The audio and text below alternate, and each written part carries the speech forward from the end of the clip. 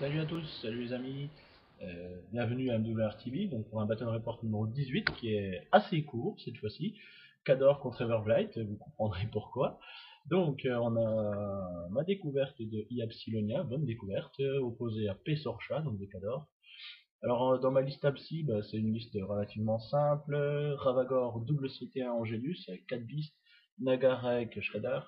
Donc les deux Shredders c'est pour pouvoir spammer une ténacité, donc sur l'Angelus c'est plutôt cool, plus Fortify, surtout avec un Angelus qui est 15-20, donc plutôt classe. Et ensuite ses compétences intrinsèques à Psyllonia, c'est de faire charger ou power attack gratos, de même que si elle tue quelque chose, alors les beasts en plus de math et de speed, donc là vous retrouvez vraiment des trucs qui sont immondes, même le Ravagor devient super cool en mêlée, et son feat, reach, plus de force et vol, donc voilà, ça fait des Shredders, des vrais missiles. Ensuite, on complète par Feralgeist de Forsaken. Ça permet de gérer un petit peu toute cette famille. Ensuite, on envoie donc Zorcha, elle, le plus classique déjà, hein. Behemoth, parce que c'est Behemoth et puis qu'il est super classe, il tire fort de loin. Et puis Roar, il aime bien Behemoth. Silis pour entretenir un sort puis augmenter la portée des sorts de 2 de Zorcha. La Winterguard Max avec Lua et 3 roquettes. Or, il n'y a pas, pour une fois, il n'y a pas comment ça s'appelle, Iron Flesh. Du coup, la Winter, au mieux, elle aura 14 de def, parce que bon, il y a aussi Joseph Grigorovich qui se cache par là. Ensuite, Sidum River, Ayana Hold, Eris 2, histoire de virer les upkeep et animis sur les beasts, ou Mooncaster. Reynold, histoire de faire reload sur Zorcha, parce que bon, son flingue il est rigolo, mais il porte quand même à 12 et pas 12, donc c'est marrant. Malakoff avec le Spriggan, parce que ça permet au Spriggan d'avoir une dangerosité assez énorme. Il a 4 de base, Malakoff lui donne plus 2 grâce à Redline. Vous avez aussi Zorcha qui peut lui mettre Boundless Charge, donc ça fait quand même 8. Charge à 11 plus Reach, ça fait quand même 13 de menace. Ça fait vraiment un truc très méchant. Ensuite, le scénar, hein, Balance of Power, c'est un rectangle au milieu de la table, 2 drapeaux. Si on domine notre drapeau, avant de compter les points de scénar, on met -1 à l'adversaire. Donc ça force les casters à rester assez loin. Ensuite, c'est lui qui gagne le jet de dés, qui se déploie le premier commence, moi je me déploierai de l'autre côté. Donc le tour 1 du Khador. Alors, que fait-il à son tour 1, notre ami? Il fait des choses assez simples, il risque dans un coin. Malakov, qu'est-ce qu'il va faire? Il va, je crois, donner Redline à... Ouais, c'est ça, il donne Redline à son Spriggan, puis il va gentiment se cacher derrière le mur. Le Spriggan va courir extrêmement loin, 12 pouces, et va perdre un des 3 points de vie, parce que c'est Redline qui dit ça, et il perd 3 évidemment, mais c'est plutôt cool pour moi. Les Doom River vont faire ce qu'ils savent faire le mieux, c'est-à-dire occuper la zone, et puis s'ils peuvent me baffer le tour d'après, là ça fait chier. Ensuite, donc là je me retrouve quand même avec Doom River bien espacé, Asprigan sur le flanc. Alors ça me fait chier parce que sa distance de menace est supérieure à la mienne. Donc ça va un peu me forcer à utiliser Apsilonia pour tuer des trucs, pour permettre d'avoir le plus 2, et encore je suis pas sûr. Mais du coup, mon Angelus peut concurrencer le Spriggan, et encore. Voilà, si, il se concurrence. Et les autres, ça va. Donc Behemoth en plein milieu. Voilà, il l'oriente bien quand même, hein, attention. Ensuite Reynold avance, Silis, enfin il court, hein, ces gens-là, les soutiens. La Winterguard va courir aussi pour occuper de l'espace, un maximum de place. Donc j'en mets partout, enfin il en met partout. Il se déploie un peu au bon endroit.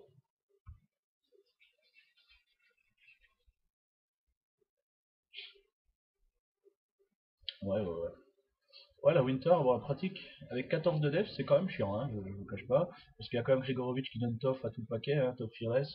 Ça leur permet de mieux s'occuper des Doomriver. Puis après, il y a Mac. Allez, mon tour 1. Donc, j'ai pas mal de Doomy à exterminer hein, pour commencer la partie. Donc, Naga avance, boost pour toucher, tire dans le Doomy, le tue, je crois. Normal. Ouais, il est mort. Cool. Ensuite, c'est au tour du grand frère, donc Ravagor. Tirer dans un Doomy, tuer de côté, full feu au cas où. Mais je crois que c'est pas nécessaire, puisque si ça touche, il faut qu'un ça tue. Au revoir Doomy. Ensuite, on a différentes personnes qui vont s'énerver Le Ravagor il s'est énervé un petit peu dans le vide aussi. Hein. Alors ça c'est ma première erreur, c'est que pour l'instant les Forsaken je les ai utilisés dans le but de les remplir pour mieux gérer la Winterguard. Alors qu'en fait j'aurais dû les utiliser un peu plus en termes de gestion de furie. Parce que je vais me faire piéger un peu plus tard, à me retrouver avec beaucoup de bis qui ont plein de points de furie et mes Forsaken qui peuvent pas tout faire. Surtout si vous en faites tuer, parce que c'est pas non plus immortel les Forsaken. Donc si T1 court à travers la forêt, ça c'est toujours bien. Donc vous voyez, je me déporte un peu sur ma gauche, j'ai quasiment pas le choix, Spriggan étant plus dangereux que moi.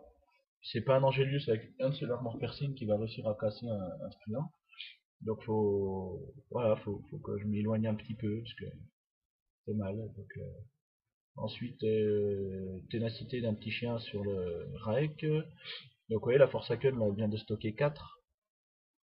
Et en fait, je la mets de l'autre côté. Hein. Ça change rien, mais je la mets de l'autre côté. Pour éviter qu'elle prenne des tirs un peu trop faciles.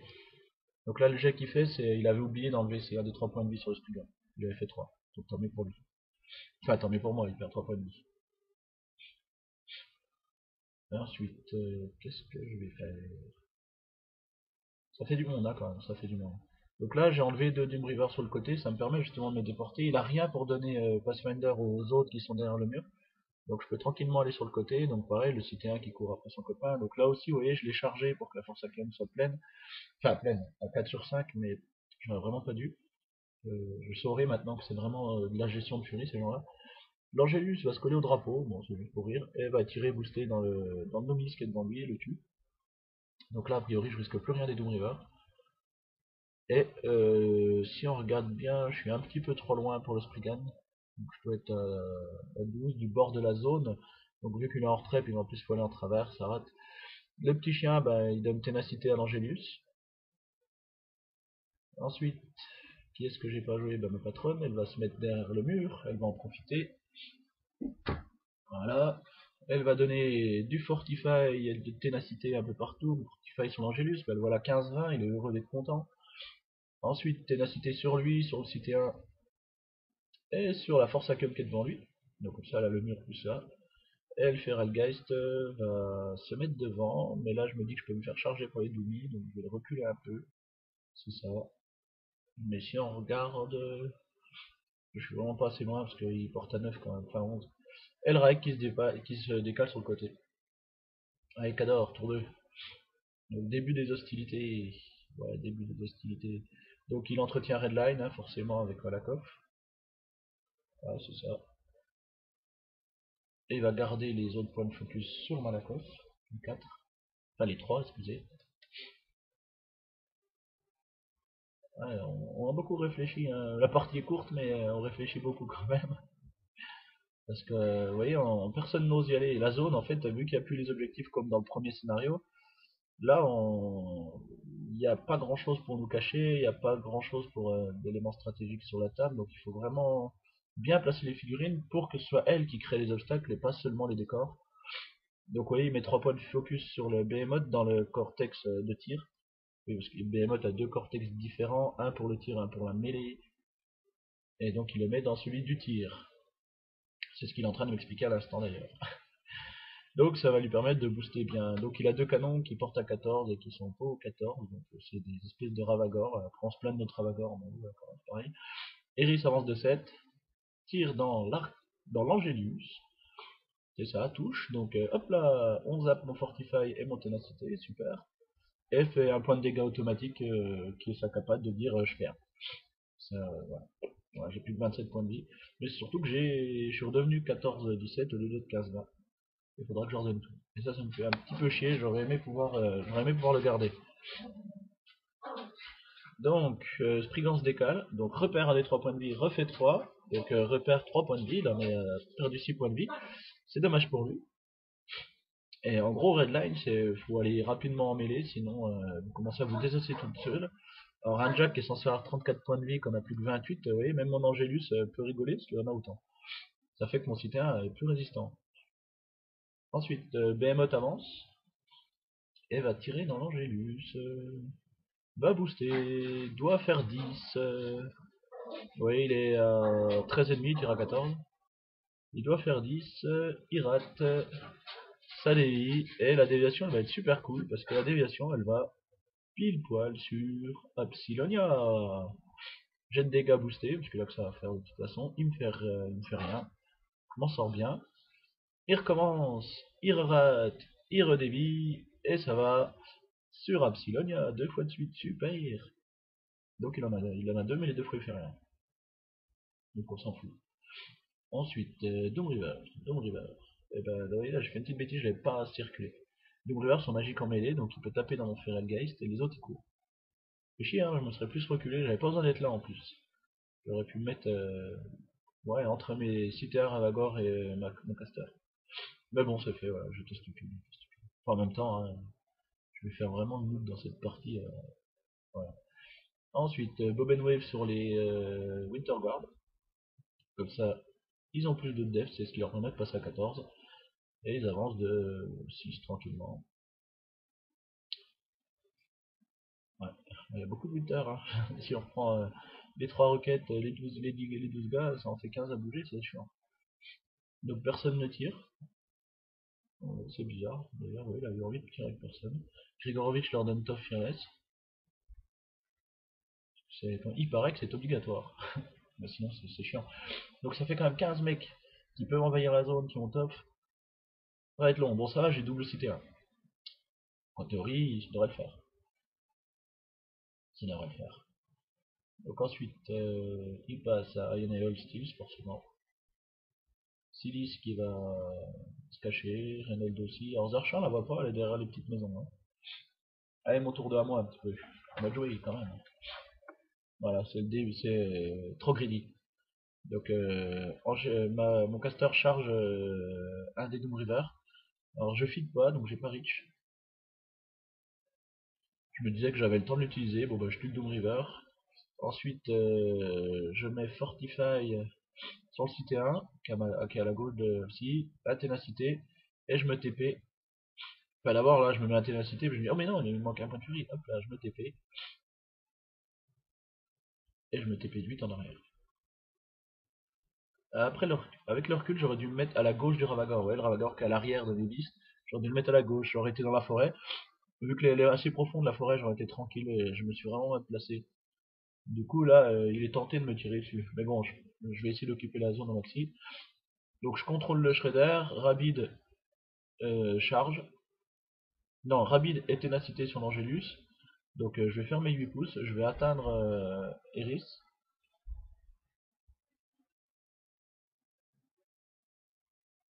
Voilà. Donc, tout est boosté. Parce que vous savez qu'avec le Rabid, boost touche, boost dégâts, plus de mouvement. Et je la rate. Ouais, je devais faire 9. Non, je devais faire 11 quand même. Hein. Avec 5 de maths pour atteindre 16 de défense. Mais bon. Je vais dire au moins je la tiens, on va dire ça comme ça. Donc là je vérifie tout ce qui est, je vérifie pour pouvoir poser mon rec ou mon CT1 dans le coin là-haut. Mais il y a quand même le petit Doumi qui m'embête, il faut quand même que je fasse quelque chose. Donc bah, je vais dire au Naga, tiens sans bouger tire dans le Doumi. Mais tu le rates, bon bah tu dois refaire pareil dans le CT1 d'à côté. Ouais, du coup t'as le CT1, bon bah je jette pour toucher à 3D, ça touche, jette dégâts, rien du tout, ouais j'ai de la chance. En plus j'avais fait un critique histoire d'avoir dé empoisonné, enfin dé additionnel au jet de dégâts, mais je fais rien mon CT1. Il faut quand même que je le tue ce truc là. Euh, Comment on va faire? Comment on va faire? C'est tout simplement la force Haken qui va avancer et qui va dire j'explose à 4 pouces autour de moi, ouais! J'ai un Winter et 2 Doom River, je tue le premier Doomy, je fais rien en deuxième, je fais rien en Winter, super! Alors je tue sur du 6 plus le Doomy, donc je rate un 6 plus, et je tue à 5 plus le Winter et je fais 4. Voilà. Quel bonheur de rater ça comme ça, c'est super cool.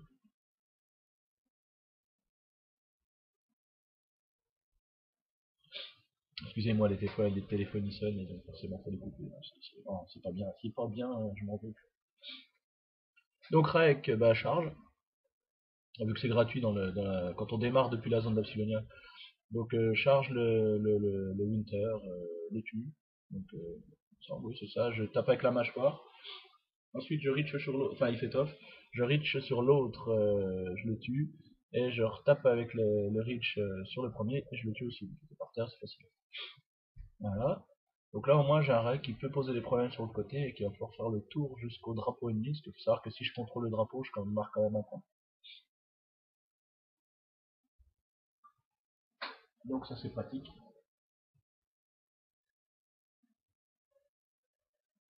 Ensuite, ça me fait chier un coup de la Force Haken, incroyable moi, parce que du coup ça m'a vraiment. J'ai été obligé d'utiliser un cité 1, vous voyez, pour tuer le Doomy tout seul là, c'était chiant.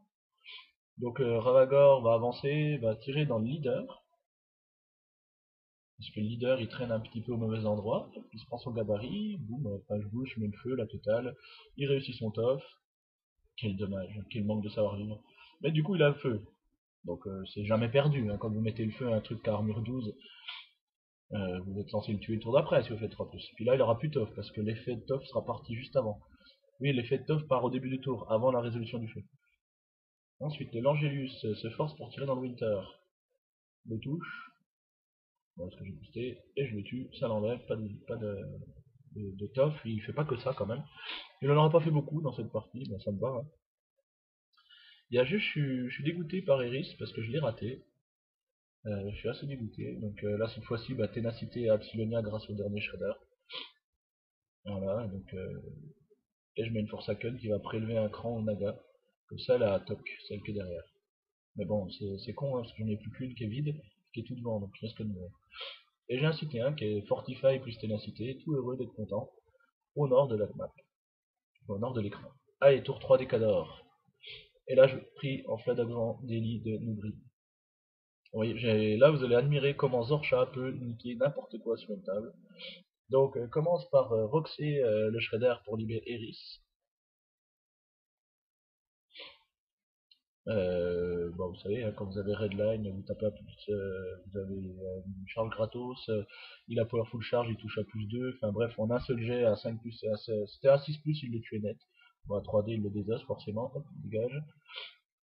Ensuite, il repère soin des 3 points de vie, il refait 3, il est heureux, il a perdu 9 points de vie dans le champ tout seul. Il lui a rien fait du tout. Ensuite, Grigorovitch.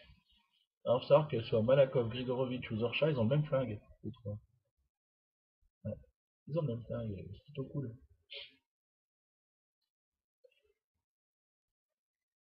Ouais, en fait, là, ce qu'il voulait faire, c'est essayer de tuer une de ses porteurs de roquettes pour être sûr que Zorcha elle passe. Mais parce qu'on ne voit pas le roquette, il est caché par le behemoth. Donc, vous voyez, là, ce que je mesure, c'était bien pour lui montrer qu'il y avait plus d'un pouce, même si, enfin, c'était évident que ça passait. Donc, Grigorovitch avance, va tirer dans la Forsaken qui traîne devant, on va toucher, parce qu'il aura donné à l'unité de Winterguard, donc à lui aussi, un dé supplémentaire pour toucher. Puis à Poe 12, il a -2, il fait son 7+ pour le tuer, parce qu'il a 5 points de vie quand même. Ayana et Hold, et ben Hold va montrer toute sa puissance pour tirer dans le cité 1 mais trop court. Bah tant mieux. De toute façon Hold, ça. Je sais pas pourquoi, Roar, Hold, il touche bien mais il fait rien, ou il touche pas alors qu'il a 8 de tir. C'est une catastrophe, on croit toujours qu'il peut faire des trucs mais il fait jamais rien. Donc là Zorcha avance de 6, ah oui au préalable j'ai oublié de vous dire, le petit gobelin Reynold il a donné un reload à Zorcha pour qu'elle ait un tir additionnel. Donc elle a avancé, puis elle a fait son win rush pour plus de def et surtout avancé de 6, feat, toute mon armée sauf une force Saken qui traîne là-bas derrière, c'est ça, on s'en fout. Mais surtout, Absilonia. Voilà. Et je suis pile en face, parce que je pensais pas qu'il ferait ces 12 comme ça. La plupart des Orchas ils font 6, feat, puis recule avec win rush. Et puis bah là c'était tellement tentant, parce que j'avais mis mon caster tout seul au milieu de la pampa, comme ça, il n'y a même pas de mur, même pas, rien pour le cacher. Il va faire ses 2 coups de flingue, et il va me faire assez mal. Attends, Gorcha, elle m'enlève 5 points de vie, elle est toute seule. Eris, elle vient vers Apsi, tire dans Apsi pour lui enlever ténacité. Donc ça, c'est super cool aussi. Bon, elle fait que 1 point de dégâts, donc j'en suis à 6. Ensuite, le Behemoth, il avance. Il a fait 3 points de focus dans le cortex de tir. Donc il va s'énerver dans Absilonia, il va toucher à chaque fois. Premier jet de dommage 5. Le deuxième, il va faire 12, je vais le transférer dans le Naga. Ça va lui enlever le Spirit et le Mind en même temps. Ou le Body et le Spirit, je sais plus. Ouais, ça doit être ça, Body et Spirit d'un coup. Ça a des moins au dégâts, tu peux te forcer, t'es heureux.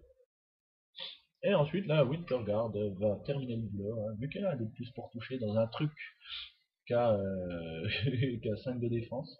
Est-ce que je suis stationnaire, hein, faut oublier que le fil des archers c'est stationnaire. Donc la plupart des gens tirent à 8 pouces. Oui, mais 3 roquettes à 14. Voilà. Puis il s'en fout, vu que je suis stationnaire, il va me toucher facile.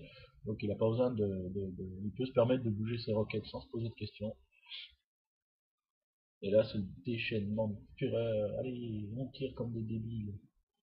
Donc, ouais, il me court dessus. En plus il occupe la zone, il y a Zorcha dedans.